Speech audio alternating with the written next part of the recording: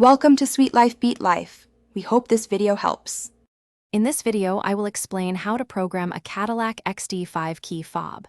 First, gather all key fobs you wish to program, including any existing ones. Make sure your vehicle is completely off and parked safely. This procedure takes about 30 to 40 minutes, including 3 10-minute waiting periods. You will need the emergency key blade and access to the driver's door lock cylinder. To begin, carefully remove the key lock cylinder cap on your driver's door handle. Next, insert the emergency key blade into the exposed lock cylinder. Turn the key counterclockwise to the unlock position 5 times within a quick 10-second window. Your driver information center will then display a message indicating "Remote Learn Pending. Please wait."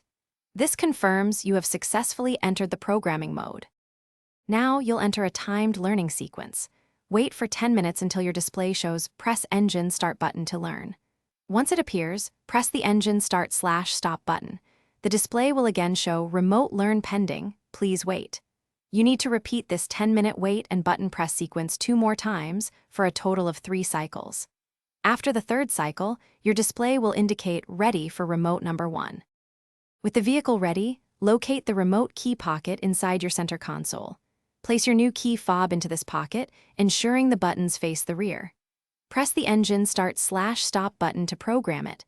Once learned, remove the fob and press either the lock or unlock button. To exit programming mode, press and hold the Engine Start/Stop button for approximately 12 seconds. Finally, replace the key lock cylinder cap and test all your newly programmed key fobs. Thanks for watching.